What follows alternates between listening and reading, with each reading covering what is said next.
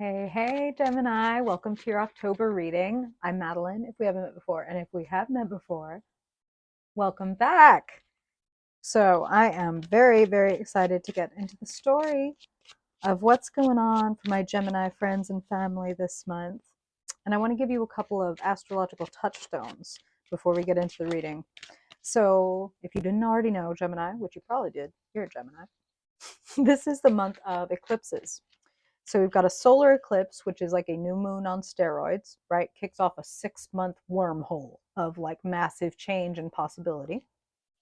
And that eclipse is happening in your house of fun, flings, creativity, romance, personal expression. So a big old clean slate in that arena. Think about what you would like to have come to a culmination that falls under those themes, right? Creativity, personal expression, even romance.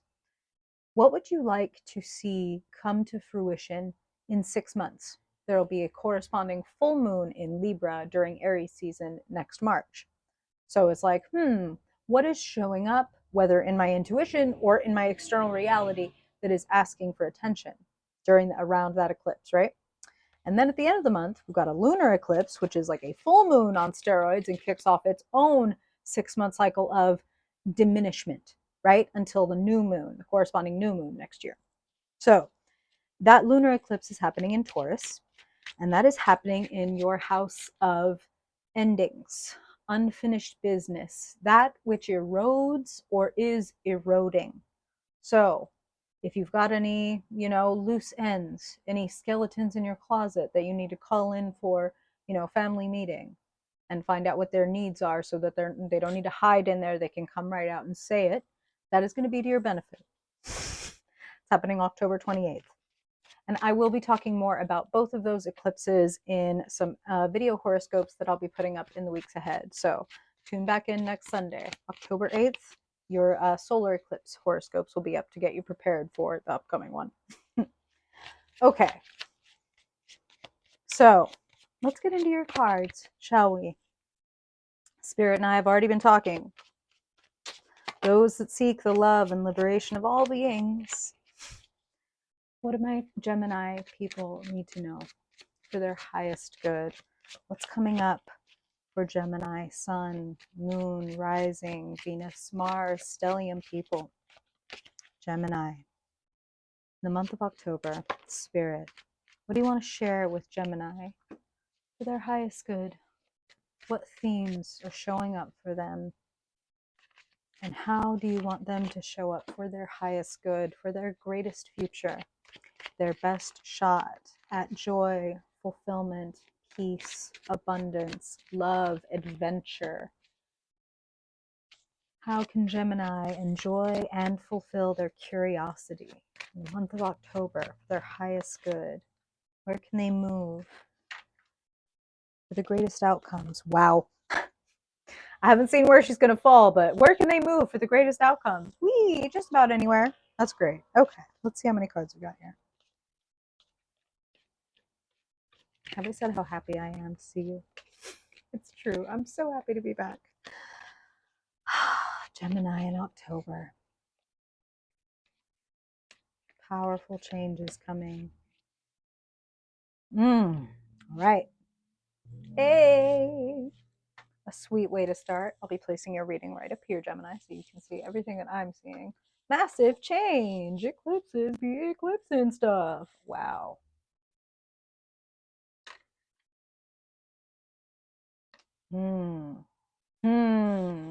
I'm so curious about this. Oh, yay. Love to see it. Love to see it. This is quite a lot of major arcana, Gemini. You are really shifting something. I want to pull one more. I want to get a little more insight into this future. Yes, Spirit, I see many dreams. What do you want Gemini to know about those dreams or do about those dreams? When it comes to the Seven of Cups, wow. I don't know if you can hear my cat in the background. Forgive me if you can. I swear to God, she's totally fine. What do you want them to know, Spirit, about these options? What do they need to know about these 7 cups, their highest good? You know, in Gemini, it's like, woo, wow. Well, you got 2. You're a mutable sign. So having a lot of wishes, a lot of dreams, a lot of options, that suits you. And what I want to say is you don't have to change that. You don't have to suddenly change from a multi-disciplinary or a multi-creative person into a person who just does this one thing or this one medium. Um, and I am hearing medium. So it's like some of you are artists of whatever kind. We've got an eclipse coming in that 5th house, clean slate. Maybe you were a writer and now you're going to be moving into video. Or maybe you're a photographer, but you're exploring videography now, or whatever. But it's like an expansion and a growing of your skills. So, center of your reading, Page of Cups, a bearer of good news. Is this you, Gemini? I feel like it is.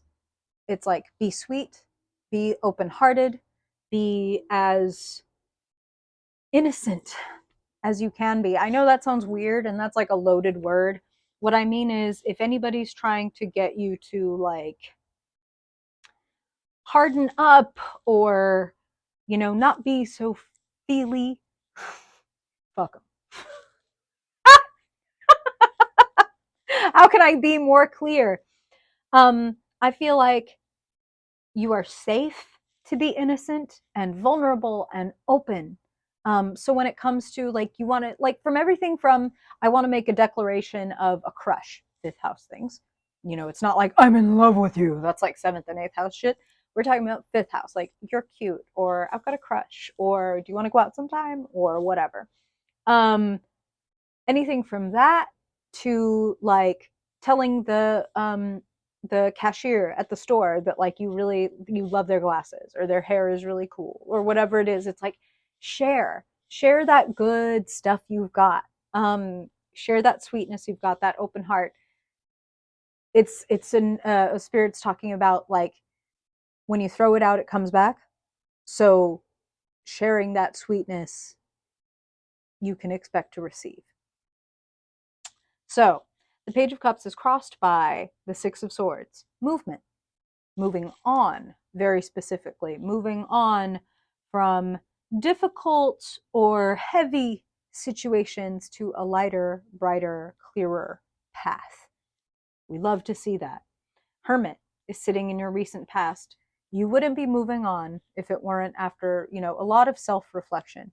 Yeah, you like change, and you're not one to just like, oh, I'm just going to change this because I want change. You know, I feel like there is like a habit or a relationship, you know, relationships can become habits. I feel like there is something that you have poured a lot of yourself into, and you may already be walking away from it as the month opens because that 6 of Swords is right here in the present. So some of you may already be like, okay, yeah, I'm quitting this substance, or I'm quitting this habit, or I'm quitting this relationship because as much as I've invested in it, it is not returning anything to me. The Page of Cups is a much more available energy for that. And when we're not pouring and pouring and pouring into stuff that does not care to pour back into us, we have a lot more energy and love and like a lot more of everything available to share and to keep for ourselves. So 8 of Cups is hovering over the top of your reading, another walking away. Another, okay, I did everything that I could, and now these 8 cups that I took the time and energy and put so much love into finding and cleaning and filling and displaying, the water has grown stagnant. If I walk up to those cups and try to get what I used to get out of those cups, it's not going to be there for me, which is why this can look like substances. Like, ugh, tried to, you know, had a really rough day, tried to go home and have a drink like I do every other time, and this is the one night that I can't drink this away. Or, you know, it's like there's just that empty feeling. Or going to like, you know, this person that you are having a situationship with, and it's like you have your night and then you're coming home and it's like I'm lonelier than if I were just single. That's 8 of Cups shit, where it's like, okay, I need to go ahead and leave this behind because this is limiting me. This is keeping me from so much that is available to me. Hello, Page of Cups, keep that heart open. So if you are walking away, if you are, slamming a big old door on something and removing your emotional investment from one thing, make sure that that doesn't make you like want to cut it off from anything else. I'm not particularly worried about that. I see great cards here actually for being vulnerable and open and connected and like available for like adventure. I'll just say for those few Geminis that might come up for is like, ugh, like that was a horrible relationship or that was a horrible whatever. I'm never dating again or I'm never blah, blah, blah, blah, blah. Don't let it close your heart. Just know that it's like, what can I take from this? And what I can take from this is, oh, this fill in the blank was toxic for me. This dynamic was toxic for me, or this workplace was toxic for me, or this relationship, like whatever. This was not so good for me. What do I want instead? I'm closing the door. It's definitive. I'm walking away. I'm accepting that this thing has died. And when I do that, it's like, whoa, well, now that I'm leaving that behind, I could go there or there or there or there or there or there. And this is where the multidisciplinary and creative comes from.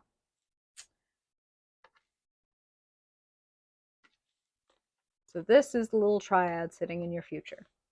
Seven of Cups clarified by Queen of Cups and then the Eight of Pentacles. So when I said you don't have to force yourself to like narrow it down to only one cup or whatever, it's more like which one of these, let me reflect deeply, is going to give me the most satisfaction.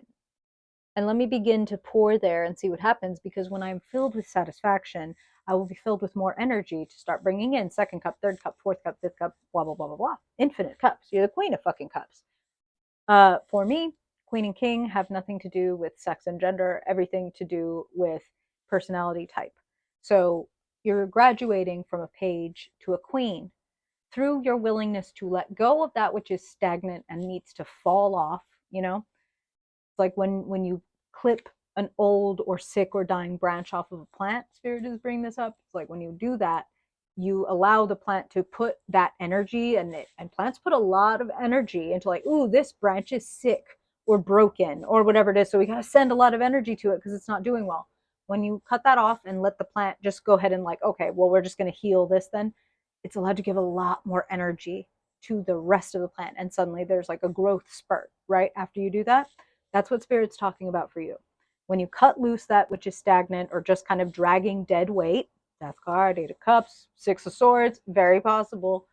When you drop the dead weight, it sets it's like your emotions and your intuition free, and that leads directly to like inspiration and tons of energy. And Eight of Pentacles, I'm putting all of this love, because that is involved in the Eight of Pentacles. I'm putting all of this love and devotion into this skill, into learning this thing, developing this thing, cultivating this thing.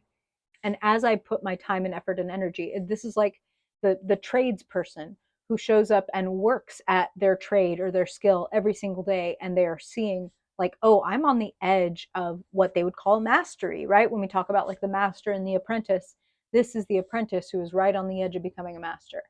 So when you put your time, your effort, your love into this project or this skill that you have that you're really excited about, there's cards for just work, and this is a card for a labor of love. Something that's like, yes, I love getting better at this. I love practicing this. It leads to more money. Growth in skill, growth in money. You can see the Six of Pentacles sitting in the key/conclusion position. So receiving, and receiving because you have created the room to receive. It's like, now what Spirit is showing me is like somebody with like an overstuffed closet. It's like there's all these clothes and accessories and whatever, and so much so that the person can't even find them, doesn't even use them, like can't even get to the things that, like, I don't even remember what I have in here. You know what I mean? And then when they go through it and they're like, you know what? Somebody else could use this stuff. I haven't touched this stuff in literal years. There's people at Goodwill or people at the homeless shelter or the women, whatever, that could use this. Let me give it to them. And when you do that, you literally create room, right? And like, yes, you've got room in your closet, but you've also got this energetic, wonderful room that you've created within yourself where it's not like, oh, I have to hold on to these in case of. Like, you know what? No, the world is good to me, so I can be good to the world. The star, the fool. Let me pour a little of what I have back into the world. The star is sitting in the position of where you find yourself. Very similar to, it's like they would do well at a party with the Page of Cups and the Queen of Cups. The star and the Queen of Swords would have a different kind of dynamic, right? But the cup people and the star, I mean, she's the water bearer. You might even be dealing with like an Aquarius person nearby who's really helpful to you. That's what I'm feeling for some of you. And for all of you, I feel no masks, no armor. The star is naked. She's vulnerable. She shares what she has without worrying about, like, does everybody else think I'm doing it right? Or what's the structure or whatever. Let me just give what I have and share what I have. If you do that, it's going to come back to you. That's just what I'm feeling. And of course, yeah, that's like a good kind of rule of thumb to live by, is like, if I do good things, it comes back to me. But Spirit's saying, like, no, materially, it's going to come back to you. Whatever generosity, whatever love and sharing of your energy and your gifts that you're doing, it's going to come back to you. So go out and give. In the energy around and available to you, the Fool, a new adventure. Six of Swords, Eight of Cups, Death card. I should hope so. I should hope that a new adventure is presenting itself to you. And then in the potential position, Two of Wands. You've got something right now, Gemini, that is like, this I have. I've got my hand on it. I've honed this skill, or I know this workplace or this geographical location. But something is calling me. Something out there on the horizon is saying, do you want me? Are you willing to go on an adventure to find me? It looks good to me, Gemini, especially with this Seven of Cups, Queen of Cups, Eight of Pentacles. So if something stirs your curiosity, you know what? Who am I thinking that I have to tell any Gemini to like follow their curiosity? If you're curious about something, you're already gone. So like, yes, indulge in, enjoy your curiosity with a lot of intention and purpose. It looks fucking great. Old habits die well. That's what Spirit is saying. Okay. Let us close your reading, Gemini, with a couple of cards from the Star Codes Astro deck. We started with your stars, so talking about the eclipses, and we are going to wrap it up with your stars. So Spirit, knowing this dynamic that Gemini is walking through in the month of October, what insight or guidance do you want to give them for their highest good?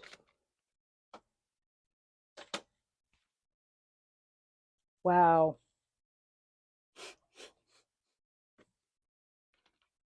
So, discomfort. Debilitated is the name of the quality in an astrological aspect. So don't worry, you're not going to be debilitated. This is talking about the discomfort of, when a planet is in like a sign that it doesn't really enjoy being in. So you're in a place that you don't really enjoy being in.